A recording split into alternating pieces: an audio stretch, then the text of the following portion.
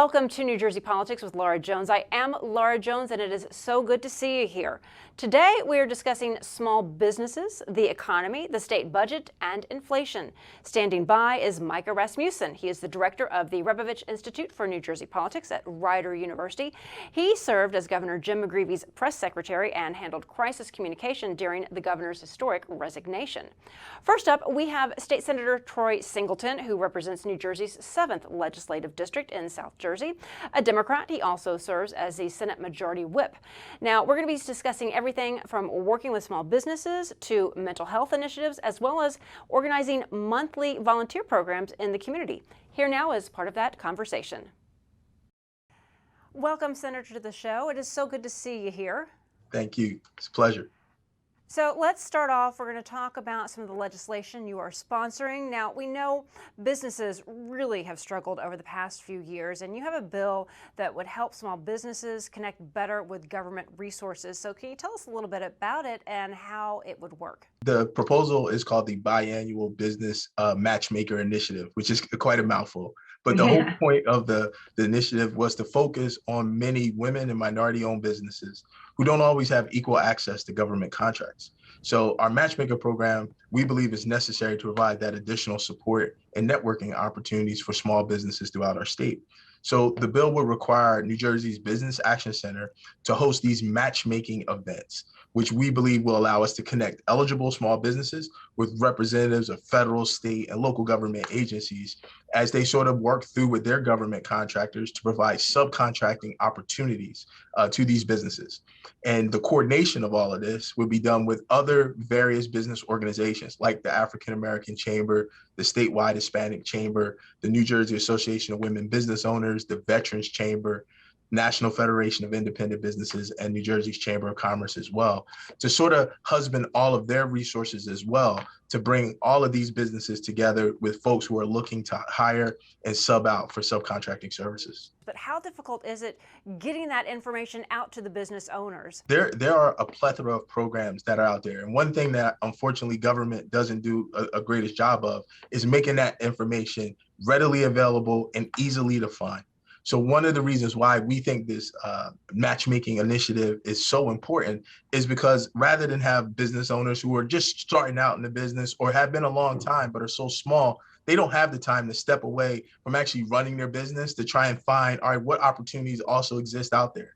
That's why this program is designed to do that for them, connect them to the opportunities so they can just do the work that they're accustomed to doing, which they do incredibly well. It's the Business Action Center that is where they would go to get those resources. Like if they're researching, where do they look? So one of the great things about the Business Action Center and why we're having the partnership with other various business organizations is because they all have respective lists of information of organizations that partner with them as well.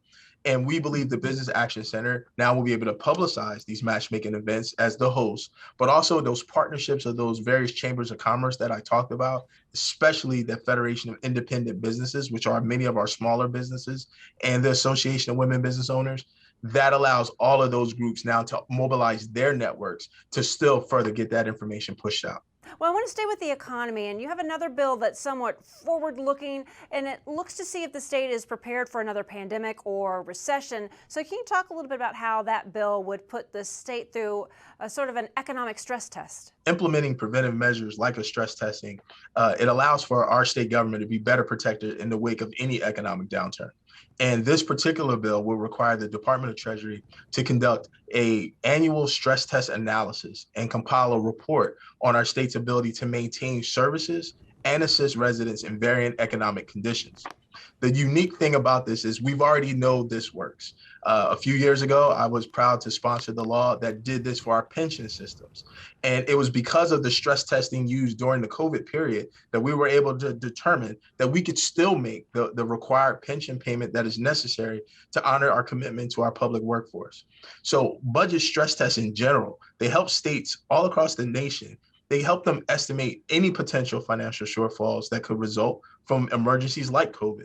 And it can be used as a tool to guide us as policymakers in truly making sound financial decisions and to be proactive in minimizing future economic disasters. Do you have bipartisan support? It seems like a real common sense, easy no-brainer. We were proud to have support of my colleagues on both sides of the aisle in order to do this. And I think just like it was when we did the stress test for the pension system, we know, and that actually was done under Governor Christie. It was actually more than a few years ago. We know, because it was one of his last initiatives, is why it rings in my head. We know that this works. And there's no partisanship in making sure that we can protect our economic house. So I'm proud that my colleagues on both sides of the aisle have been incredibly supportive of this initiative. You also have legislation. It would implement a statewide police licensing program. So can you talk a little bit about, why license a police officer? What is the benefit for them? What's the benefit for the public? People might think, well, they already go through training. What exactly is this? New Jersey is one of the few states in the country that does not license its police officers. We're actually outside of the mainstream as it relates to that. So my colleague, Linda Greenstein, Senator Linda Greenstein, myself, we believe that requiring our Police Training Commission to establish and implement a statewide police licensing program would help ensure that all of our law enforcement officers not only are properly qualified, but also in this time in which we're in, give confidence to the public that the individuals who are there to serve and protect have gone through just even a deeper vetting than just their training as it goes on.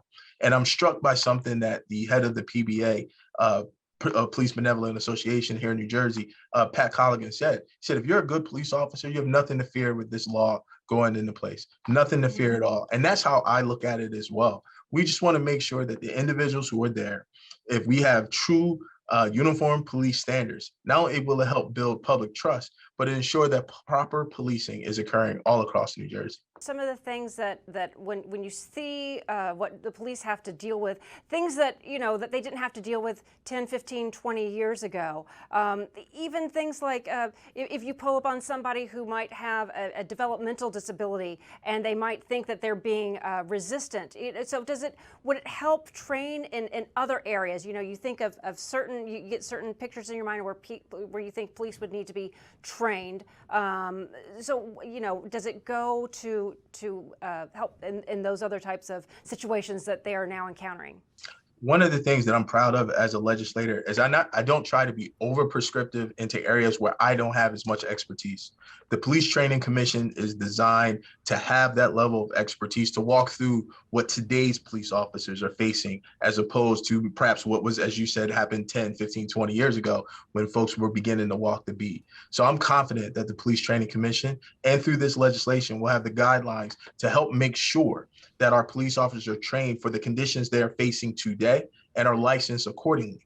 But most importantly on that point, though, we also need to recognize that our police officers are not social workers. And one of the things that we've tried to focus on in another law that the governor recently signed was to make sure that we have these partnerships that allows for police officers to partner up with social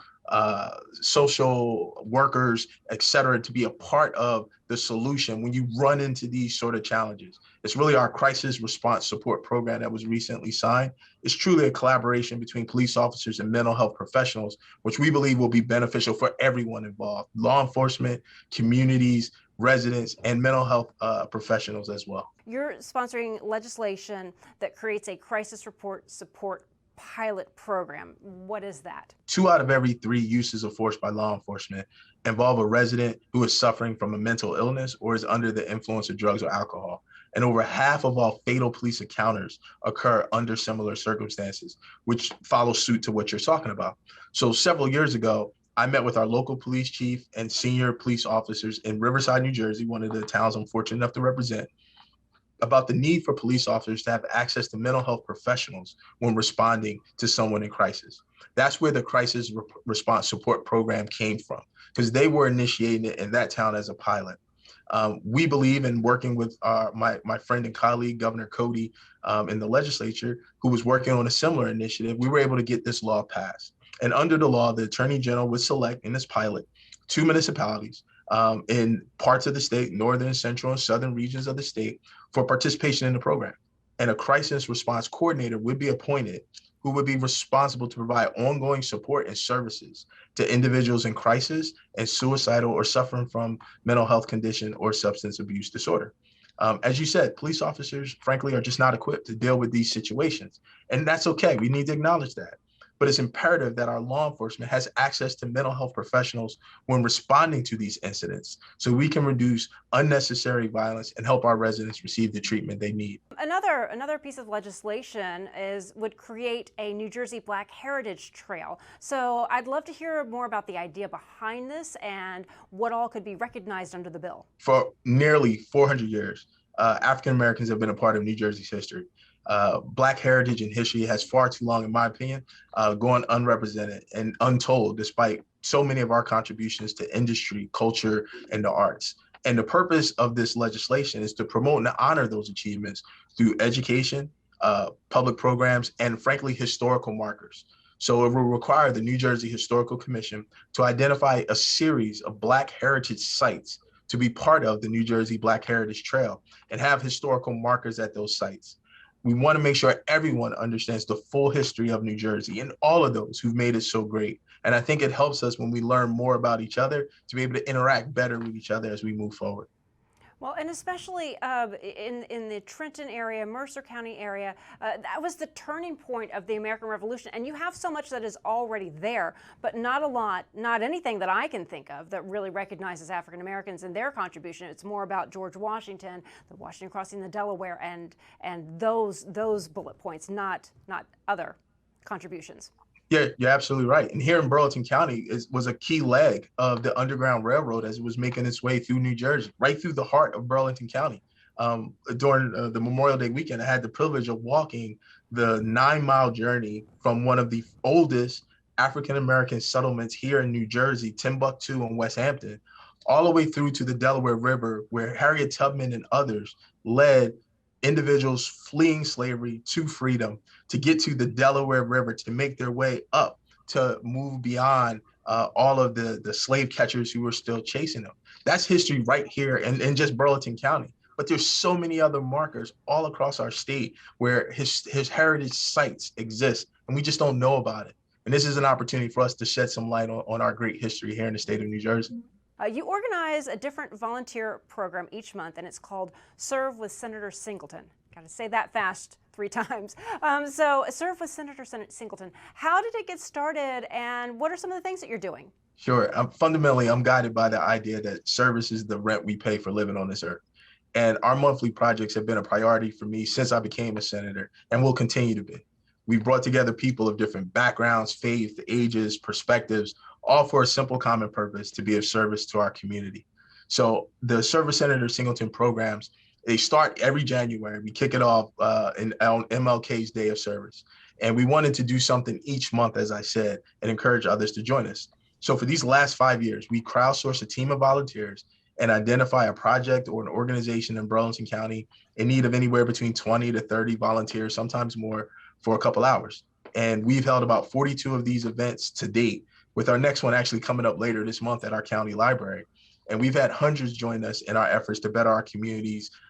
We've donated over 1,600 hours of community service, doing things like crop gleanings and church cleanups, park, lake, and waterway cleanups, animal welfare programs, painting projects for both our domestic violence shelters and our VFWs in the area. And it's just something that I get a great deal of joy out of. And I think those who volunteer with us do as well. And to make some really good friendships with folks who come back each and every month because it's their way of making a difference in our community. You have a very positive spirit in just talking to you. And I imagine, getting into public service, that's in the name, public service, but a lot of people forget about that and they get caught in the politics and in the game of it. But it seems like it does fulfill your soul. Oh, it absolutely does. The worst thing that anyone could ever call me is a politician. If I do my job and folks believe me to be a public servant, then that's all the accolades that I want. Well, Senator, we thank you so much for taking the time to talk to us today and fill us in on all that you're doing. A very, very busy man. Thank you very much, Laura. Have a great day.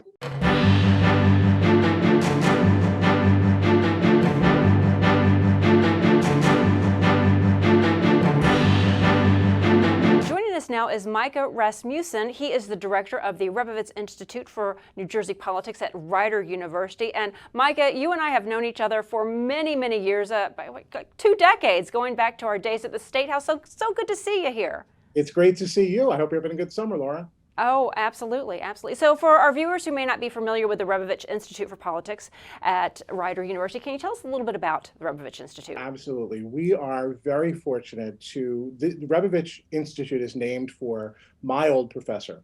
So he helped me really get very situated in my career, landed me my first internship, was very hands-on, helped me get into grad school. I went off into the world. I did things in the State House with you and other things in my life.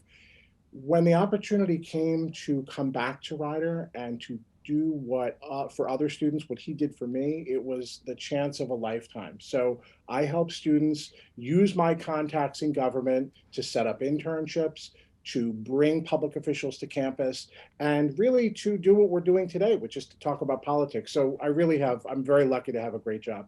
Let's start a little bit about the budget. All right, but people aren't always paying attention to the budget or what's included, what's left out. So, but they do hear about, oh, we're going to be getting a check back or, this new initiative. So let's talk about this year's budget. Well, so we are going to have a record surplus this year. We have revenue is coming in fast and furious, as it is in a lot of states right now. So that's the ironic thing. We're all sort of talking about the economy as if it's in bad shape. And certainly people are hurting right now from inflation and other things.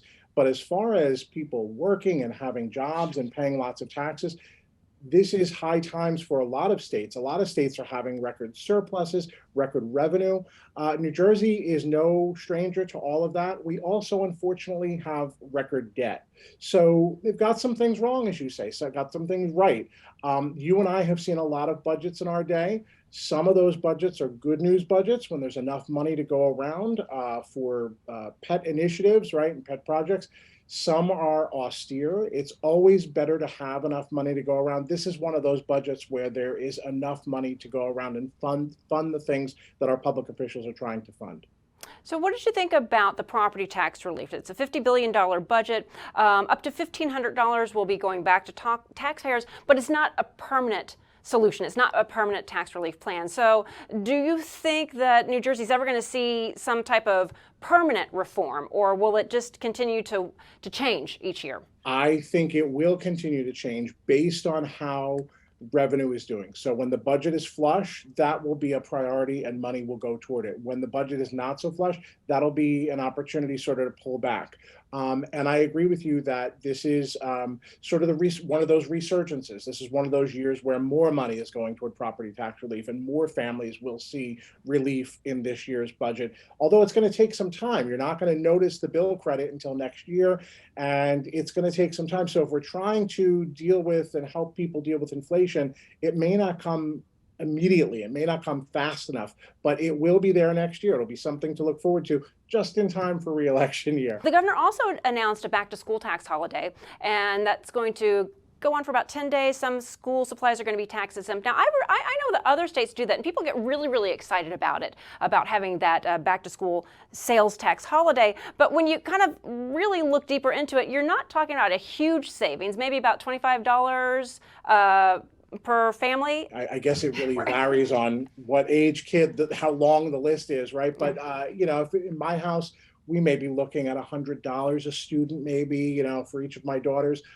You're not going to save a whole heck of a lot on $300 in back to school supplies. If you're going to buy a laptop computer for yourself or for a student, that may be a different story. That may be a situation where you may want to say, all right, let me wait for those 10 days before the school year starts. And that may make some sense because, that can add up. But for normal school supplies, it'll be like you said, it'll be something to look forward to. It'll something to get excited about. In our house, it is a big deal to go back to school shopping. So this will be one extra reason to get excited about it. But it probably will not add up to that much. Looking at the state and what they've had to deal with, how the governor's had to deal with the pandemic, how do you think he's handled that type of communicating with the people who live and work and go to school in New Jersey? Absolutely concede that in a crisis, a political crisis, a governmental crisis, a public crisis, you will not get every call correct. What you will have the opportunity to do, you talk about my experience in crisis communications, is be as transparent as possible, get all the information out there every day, talk about what you've done, what you're going to do next. That gives people a sense of calm. And I think that until that moment came for Governor Murphy, people didn't know a whole lot about him. That was really when people got familiar with him on a daily basis, when people really got very much a sense of who he was. We all sort of judge leaders by the crises that they go through. And that was his moment. And I think he really did give people a sense of confidence that at least they knew what was going on. And we have another potential health crisis, pandemic, monkeypox. World Health Organization is holding an emergency meeting on this. So what type of message should we hear from the governor? And is this something that is going to be on their radar? Are you thinking they're more worried about the budget, about elections, health? What do you think? When you have a powerful governor, as New Jersey does, and I don't just mean Governor Murphy in particular, you and I know this, the governor's office in New Jersey is one of the most constitutionally powerful governor's offices in the country. And there is a lot of responsibility that comes with that. And there are no issues that are going on in New Jersey that don't involve the governor's office somehow. I remember when I was press secretary, you would get calls from 1 minute to the next on who was speaking at Rutgers and who was letting Mike Tyson box and things like this. So it was a very, very all-encompassing office. And you can be sure, given our proximity to New York and given the fact that we are going to see pandemics and diseases first, given the influx of people in our airports and in our metropolitan areas, you can be sure that they're going to have to be on top of this issue, but any number of issues. And so it is definitely on their radar screen. You can't scare people all at once. I mean, there was a polio case today in Rockland County in New York. And certainly that's something that we're going to want to be, given our proximity, we're going to want to be on top of. But you can't inundate people. You can't overwhelm people. You, in sort of the back office, you have to be ready. You have to know what your plan is, because one case can become 10 cases overnight, as we've seen. And the governor and the legislature recently passed a package of gun bills that includes requiring gun purchasers to obtain an ID. So how far can the legislature and the governor really go with executive orders in terms of this? And do you think some of these bills could be overturned in court? Oh, absolutely. I don't think New Jerseyans are ready for the impact of the U.S. Supreme Court's recent Bruin decision, that states can no longer continue to require proper cause to obtain concealed carry permits. The state police say that they grant about 500 of those a year right now in New Jersey. They're estimating that they could see 200,000 people apply for these permits right away, given the Supreme Court's decision. This is so antithetical to our culture and our experience with guns. We've never had to think about whether or not the person behind us in the supermarket line is carrying a gun. We're one of the safest states in terms of firearm safety and mortality. All of the safe states have fewer guns. All of the unsafe states have more guns. And based on what Justice Thomas has said, federal courts are now going to have to give further review to all firearms laws. So I think they're just getting started. I think we could see more cases state laws being struck down. Federal laws trump state laws, but when you had the Supreme Court overturn Roe versus Wade, I guess it's different because it kicked it back to the state, and New Jersey has a much more, it really goes much further in protecting that preserving the woman's right to choose. But you're saying this is different. Yeah, the court would draw the distinction, and I'm not saying the court is correct about this, but they would draw this distinction because they say that the Second Amendment explicitly protects the right to carry, the right to bear arms, but it does not explicitly protect the right to an abortion or to make medical decisions for yourself, right? So I've got a lot of problems with that kind of theory, but that is the theory that the Supreme Court is going on right now. So that's why they're going to toss one set of rules back to the states, and why they're going to hold on to one set of rules, because they say, here's what the Constitution says. We can be explicit about guns. We're not going to be explicit about abortion. That's going to go back to the states. And you're right. This is another part of our deeply held cultural beliefs in New Jersey, that every woman has to be able to decide for herself what happens to her body. Government certainly shouldn't be taking away those decisions. I think Governor Murphy has a wide open lane on this. Public opinion is firmly behind him in making sure that New Jersey protects women's reproductive health going forward. And he's also focusing on access to abortion. It's one thing to have the ability to make the decision, you also have to make sure people have access to make that decision. I'm curious as to what all of these young people who are in college and who are very, very well aware, way more engaged than I was when I was in college. I was looking about who's having a party before the football game. But can you talk a little bit about these young people and how involved they are or may not be in the process? A lot of my students want to be lawyers. And a lot of my students are interested in civil rights. And I think that speaks to the issues you and I have talked about during this segment. I think that it speaks to the times. During our time, environment may have been a big issue, right? I remember going to Earth Day up in Central Park and, Edie Brickell singing that kind. I remember, different waves, different times when different things are on students' minds. But I have all kinds. Students are working for Republican legislators and Democratic legislators. Students are working in education policy. Students are working in two of them are working on transportation policy at the Department of Transportation this summer, which is great. But if I could say one overriding thing is on their minds right now, things that they're concerned about, it's about guaranteeing people's civil rights. And a lot of them want to go to law school. We just started a mock trial team so that they can focus on those types of issues. That's really what I think right now is on their minds more than anything else. Well, Micah, I'm sure Dave Revovich would be very proud of you and say his students are in very, very good hands. And I'm just so happy to see you and to talk to you about all this and more. Micah Rasmussen of the Revovich Institute for New Jersey Politics at Rider, thank you. And that will do it for today. Thank you so much for joining me here on New Jersey Politics with Laura Jones. I am Laura Jones, and we look forward to seeing you back here next time.